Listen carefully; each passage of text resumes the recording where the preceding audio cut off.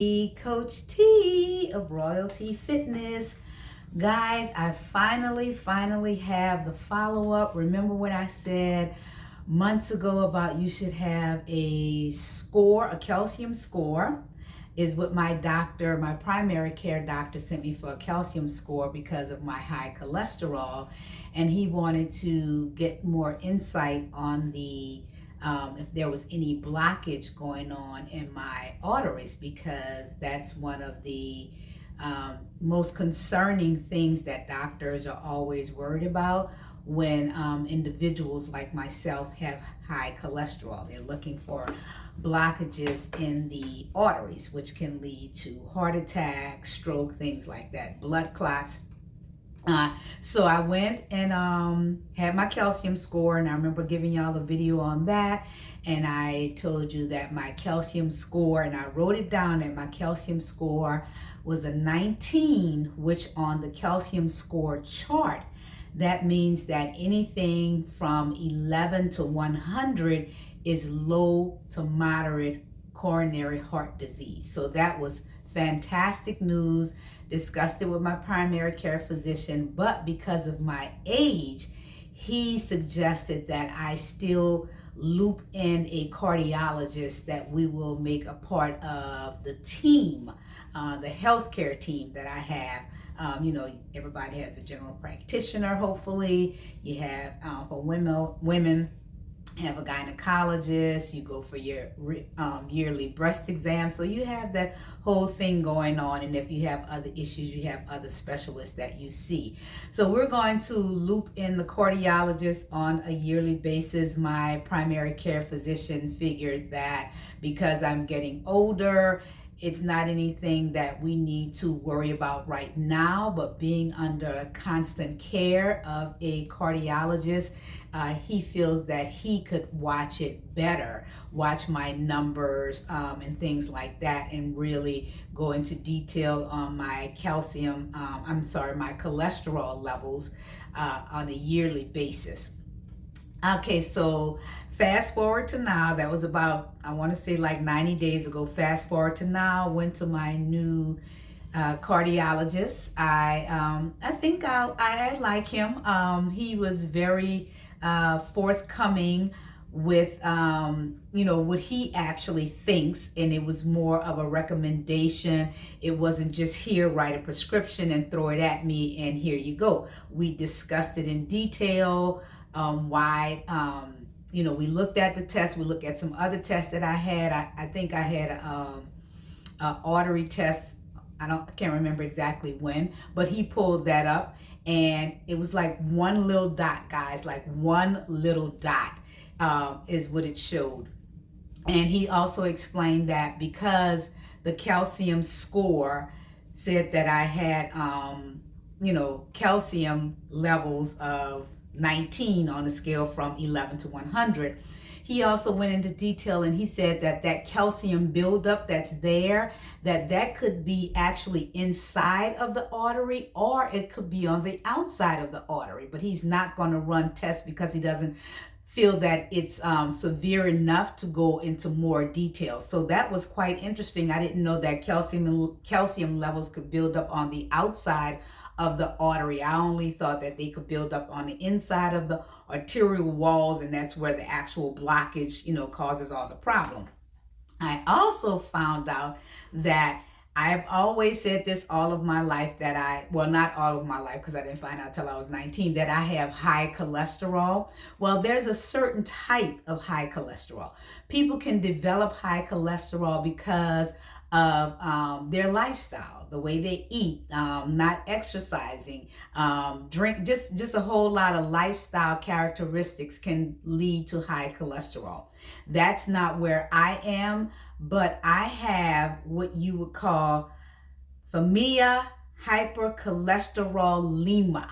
So let me say that again. Familial hypercholesterolemia is what I have, and that is a inherited genetic disorder that causes high levels of LDL, which is the bad cholesterol in your bloodstream. So there you have it. I learned that yesterday, and I have practiced that word so many times, guys. So many times. I was like, I've never heard of that. And I've done a lot of reading. Usually when I find out I'm sitting somewhere, I hear something, somebody sends me something, I'm always trying to be up on top of issues about high cholesterol, especially when it's genetic. And I know it's not because of my lifestyle. So discussing all of that with my cardiologist, we are going to try a low dose statin, and we're going to see how that works, because I did do a statin years ago when I had my TIA, my mini stroke. I tried statins then, but they were causing me a lot of muscle pain. That was my first question that I had for this new doctor is, what about the side effects that I experienced years ago with the muscle pain? So he did say that that still could be an issue. We're going to try a very, very low dosage. And also, there are other side effects that go along with taking a statin that it kind of bumps up against my lifestyle and what I'm already dealing with already. Things like muscle pain. I'm already going through muscle pain right now because I injured my glutes doing something physical, I'm sure. But just think, if I'm on a statin and I injure myself working out, do I really know that I need to go to the doctor for an injury, or is it a side effect of my statin? Another thing that is a side effect is sleep problems. Okay, we know that one of the biggest things with not getting enough sleep, you don't have enough energy. It definitely throws off your body rhythm. And I am somebody that likes to be at the gym for like 4ish in the morning. So not getting enough sleep, and not getting enough sleep also hampers your weight loss efforts. So that is bumping up against my lifestyle. Feeling tired or physically weak.